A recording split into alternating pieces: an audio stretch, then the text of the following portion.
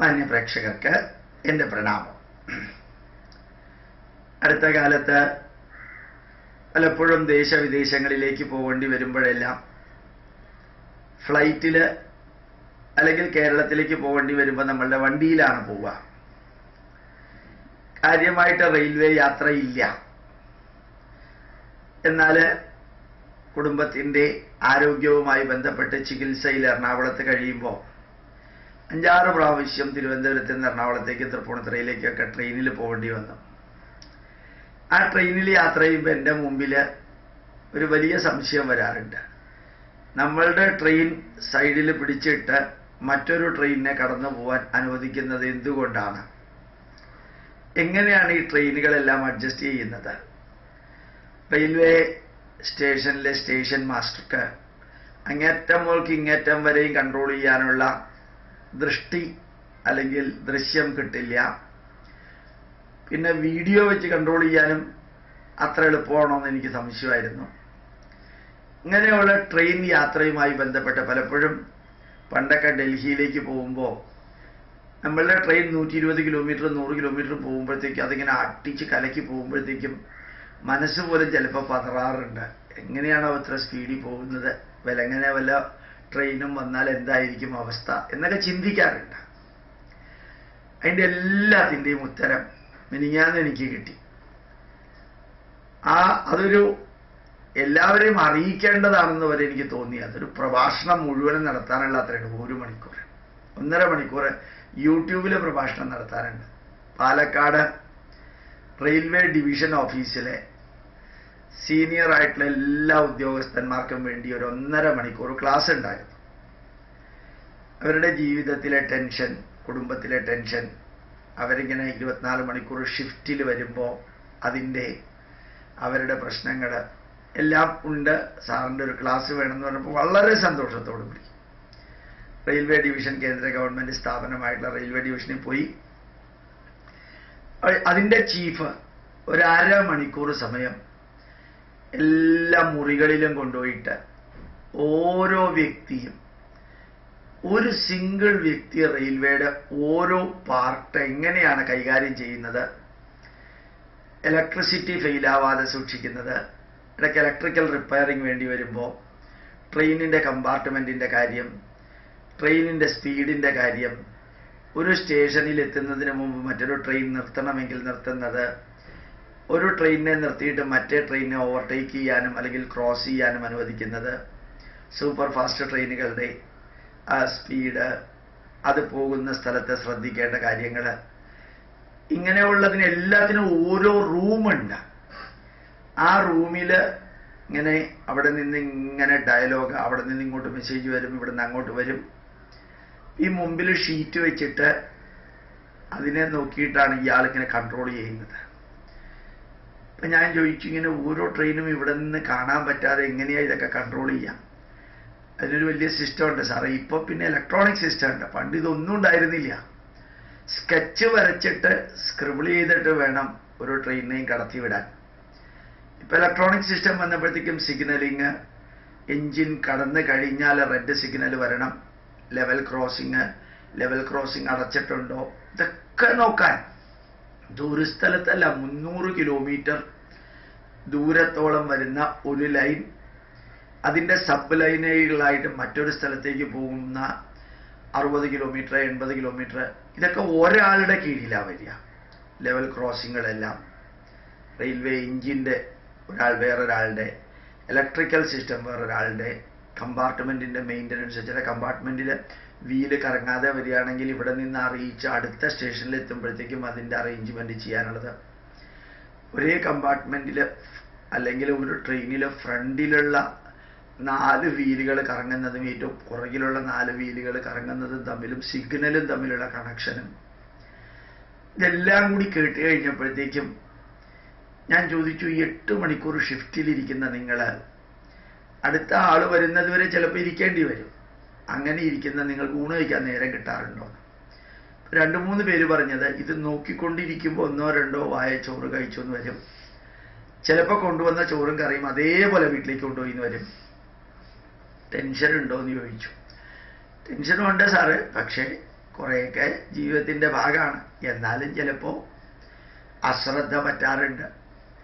എനിക്കിത് കണ്ടപ്പോഴത്തേക്ക് എനിക്ക് തോന്നിയത്, കേട്ടപ്പോഴത്തേക്ക് എനിക്ക് തോന്നിയത്, ഓരോ മുറിയിലും എന്ത് പ്ലസൻ്റായിട്ടാണ് അവരിയ്ക്കുന്നത്.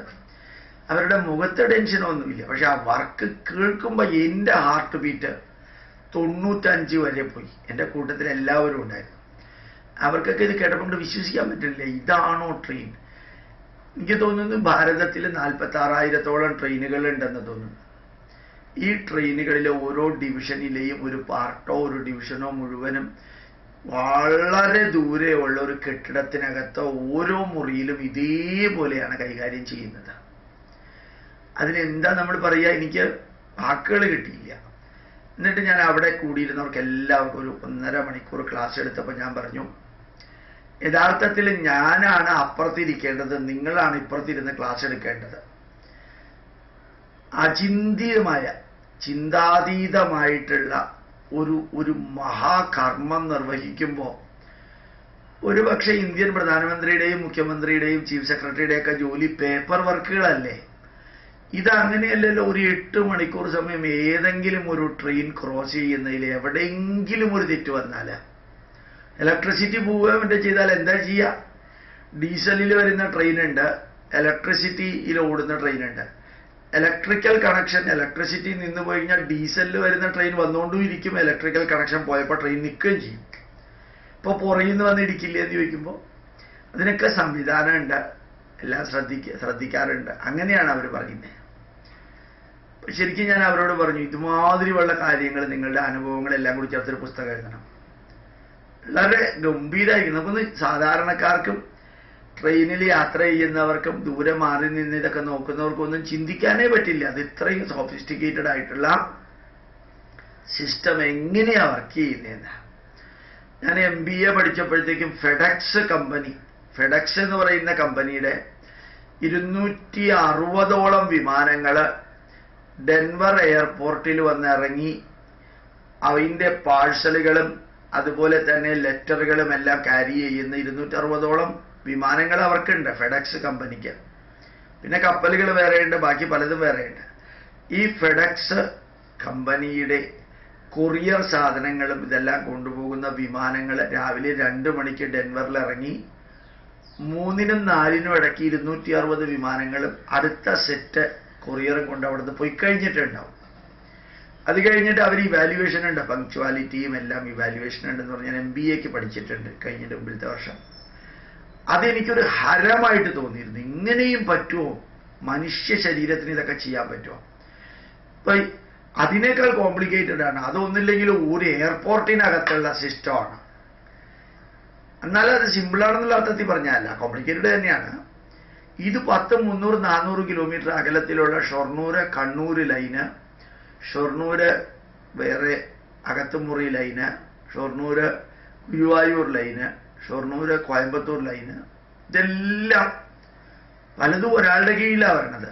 ഒരു പർട്ടിക്കുലർ ഐറ്റം വളരെ വളരെ നല്ല രീതിയിൽ എനിക്ക് പറഞ്ഞു കൊടുക്കാവുന്ന എല്ലാം പറഞ്ഞു കൊടുത്തു കഴിഞ്ഞപ്പോൾ ഒരാൾ പറഞ്ഞു, എൻ്റെ ജീവിതത്തിൽ ഇനി 11 മാസവും കൂടി എനിക്ക് സർവീസ് ഉള്ളൂ, ഇനി ഒരു 60 വർഷം കൂടി ഉണ്ടെങ്കിൽ ഈ പ്രഭാഷണം കേട്ട് കഴിഞ്ഞപ്പോൾ എനിക്ക് തോന്നുന്നു ഇനി ഒരു 60 വർഷം സർവീസ് കൂടി ഉണ്ടെങ്കിൽ ഇനി ടെൻഷൻ ഇല്ലാണ്ട് ചെയ്യാൻ പറ്റുമെന്ന് എനിക്ക് തോന്നുന്നു. ധാരാളം വ്യക്തികൾ പ്രത്യേക രീതിയിലുള്ള കമന്റ് പറഞ്ഞപ്പോൾ എനിക്ക് ഒന്ന് മനസ്സിലായി. പ്രത്യേക രീതിയിലുള്ള ജോലി ചെയ്യുന്ന വ്യക്തികളാണെങ്കിലും പ്രത്യേക കർമ്മമണ്ഡലത്തിലും വീക്ഷണമുള്ളവരാണെങ്കിലും മനുഷ്യന്റെ പ്രശ്നങ്ങളെല്ലാം ഒന്ന് തന്നെയാണ്. അടിസ്ഥാനപരമായിട്ടുള്ള പ്രശ്നങ്ങൾ, ഔദ്യോഗിക പ്രശ്നങ്ങളല്ല, അടിസ്ഥാനപരമായിട്ടുള്ള പ്രശ്നങ്ങൾ എല്ലാവരുടെയും ഒന്ന് തന്നെയാണ്. അതിന് ഒരു സൊല്യൂഷൻ കൊടുത്താൽ മതിയാവും എന്ന് തോന്നി എക്സാമ്പിൾ കൊടുക്കുമ്പോൾ പ്രൊഫഷണൽ ഫീൽഡിലുള്ളവരുടെ എക്സാമ്പിൾ അവരുടെ പ്രൊഫഷണൽ ഫീൽഡിൽ നിന്നുള്ള എക്സാമ്പിൾ കൊടുക്കണമെന്നേ ഉള്ളൂ. അത് പാലക്കാട് റെയിൽവേ ഡിവിഷനിലെ ക്ലാസ് അവിസ്മരണീയമായിട്ട് ഒരു അനുഭവമായിരുന്നു. എൻ്റെ ജീവിതത്തിൽ ഇങ്ങനെ ഒരു കാഴ്ച കാണുകയും ചെയ്തിട്ടില്ല. അങ്ങനെയുള്ള ഒരു വലിയ ഔദ്യോഗിക ഗ്രൂപ്പിന്, കേന്ദ്ര ഗവൺമെന്റിന്റെ സ്ഥാപനത്തിന് ഞാൻ ക്ലാസ് എടുത്തിട്ടുണ്ടോ സംശയമാണ്. മിഡിൽ ഈസ്റ്റ് രാജ്യങ്ങളിൽ പോകുമ്പോൾ അവിടുത്തെ എംബസികളിലെ ഉദ്യോഗസ്ഥർക്ക് ക്ലാസ് എടുക്കുന്നുണ്ട്. അവിടെ പറഞ്ഞ ഒരു കാര്യം ഞാൻ ഇവിടെ പറയുകയുണ്ടായി. അതവരെ വളരെയധികം സ്വാധീനിച്ചു എന്ന് തോന്നുന്നു. എംബസിയിലെ ഉദ്യോഗസ്ഥന്മാരെ, കൗൺസിൽ ജനറൽ എല്ലാവരും ഇരിക്കുന്ന സദസ്സിൽ കുറേ ഉദ്യോഗസ്ഥർ പറഞ്ഞു, ഞങ്ങളുടെ അടുത്ത് പറഞ്ഞിരിക്കുന്നത് 700 പാസ്പോർട്ട് പെർ ഡേ പ്രോസസ് ചെയ്യണമെന്നാണ് പറഞ്ഞിരിക്കുന്നത്. 700 പാസ്പോർട്ട് പ്രോസസ് ചെയ്യണം. ഞങ്ങൾ രാവിലെ 6 തൊട്ട് രാത്രി 8 മണി വരെ ഇരുന്നിട്ട് 1600, 1700 പാസ്പോർട്ട് പ്രോസസ് ചെയ്യാറുണ്ട്. എന്നിട്ടും കംപ്ലൈന്റ് തീരുന്നില്ല സാറേ എന്ന് അവിടെ ഉള്ളവര് എന്നോട് പറഞ്ഞു. എൻ്റെ ക്ലാസ് കഴിഞ്ഞപ്പോൾ, ഇന്ത്യൻ എംബസിയിലെ ക്ലാസ് കഴിഞ്ഞപ്പോൾ ഞാൻ അവരോട് പറഞ്ഞു, നിങ്ങൾ എന്ത് കംപ്ലൈന്റ് എന്നോട് പറഞ്ഞാലും എനിക്ക് ഒന്നേ പറയാനുള്ളൂ, വളരെ ലളിതമായിട്ടുള്ള ഒരു വരിയെ പറയാനുള്ളൂ. MBBS-ഉം MS-ഉം പഠിച്ച ഒരാള്, മാസ്റ്റർ ഓഫ് സർജറി പഠിച്ച ഒരാള് ഒരു തടിച്ച വ്യക്തിയെ വയറ് കീറി ഓപ്പറേറ്റ് ചെയ്യുമ്പോൾ ആ വയറിനകത്തുള്ളതെല്ലാം കൂടി കണ്ടിട്ട് ഈ സർജന് തലചുറ്റി വീഴാനുള്ള സ്വാതന്ത്ര്യമില്ല. കാരണം അയാൾ തന്നെത്താനെ ഏറ്റെടുത്ത ദൗത്യമാണ് ഈ സർജറി പഠിച്ച് സർജറി നടത്തുക എന്നുള്ളത്. അതേപോലെ നിങ്ങൾ എംബസിയിലെ ഉദ്യോഗസ്ഥര് നിങ്ങൾ സ്വയം ഏറ്റെടുത്ത ദൗത്യമാണ്. IFSO അല്ലെങ്കിൽ IFS കോൺഫർ ചെയ്തവരോ ഇന്ത്യൻ ഫോറിൻ സർവീസ് നിങ്ങൾ ഏറ്റെടുത്ത ദൗത്യമാണ്.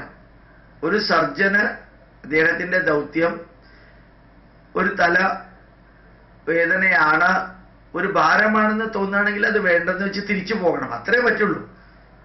അതുപോലെ എംബസിയിലെ ഉദ്യോഗസ്ഥർക്ക് 1800 പാസ്പോർട്ട് പ്രോസസ് ചെയ്യാൻ പറ്റണില്ല എന്ന് തോന്നുകയാണെങ്കിൽ ഈ ജോലി മതിയാക്കിയിട്ട് പോവാ. ഇഷ്ടമാതിരി വേറെ ജോലി കിട്ടാനുണ്ട്, നിങ്ങൾക്ക് തന്നെ കിട്ടും. ദുബായിലും മിഡിൽ ഈസ്റ്റ് രാജ്യങ്ങളിൽ തന്നെ കിട്ടും. ഇത് ഇവരോട് ഞാൻ പറഞ്ഞു. അവർ ചോദിച്ച ചോദ്യത്തിന് ഉത്തരമായിട്ടല്ല, ജസ്റ്റ് കമന്റ് ആയിട്ട്.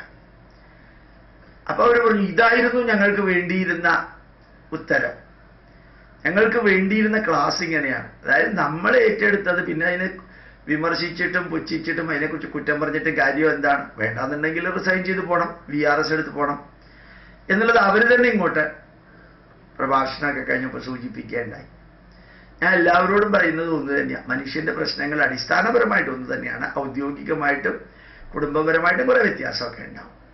നമ്മൾ ആ പ്രശ്നങ്ങളുടെ യാഥാർത്ഥ്യങ്ങളും നിജസ്ഥിതിയൊക്കെ അറിഞ്ഞാൽ വലിയ ടെൻഷൻ ഒന്നുമില്ലാതെ അല്ലെങ്കിൽ കുറഞ്ഞ ടെൻഷനോടുകൂടി ജീവിക്കാൻ സാധിക്കുമെന്ന് അവിടുത്തെ അനുഭവം എന്നെ പഠിപ്പിച്ചു. ക്ലാസ് എടുത്ത അവരിൽ നിന്ന് കിട്ടിയ പ്രതികരണത്തിൽ നിന്നുണ്ടായ അനുഭവം എന്നെ പഠിപ്പിച്ചു.